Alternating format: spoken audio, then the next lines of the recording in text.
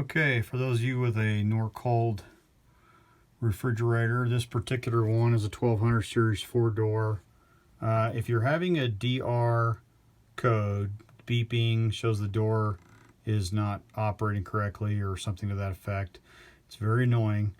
But your likely problem, and you read, it'll talk about door alignment and all kinds of things like that, but the likely problem is because these switches, there's two switches, one on this side and one on the other door, but it means that this switch is not pushing in far enough to turn the light off, or the switch is bad.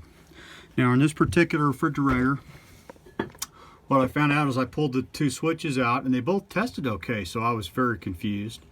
But it turns out that one of the switches was bad whenever there's voltage going to it. So it was kind of a ghost problem, but I figured it out eventually just by bypassing the switch. Now, to get the switch out, you'll have to have a sharp tool and come up on this side between these two gaps right here and just push that tool in, and you'll see that there's a clip right there. So this switch goes in like this.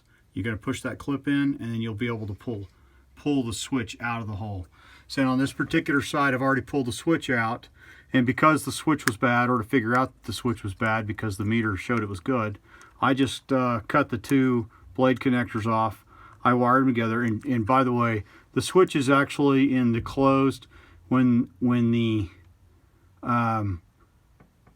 lever is pushed in, it's in the open, or it's in the closed position. When it's out, it's in the open position. So anyways, what this does is this basically shows that the switch is closed, and it just kind of cheats the circuit. So you're just going to wire those two together, and then you'll see the other switch.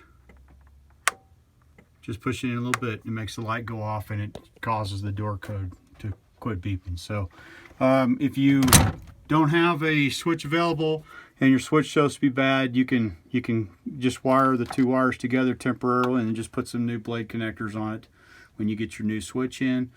Or in this case, I'll probably just leave that left side door wired and just use the right side door switch. So I hope that helps.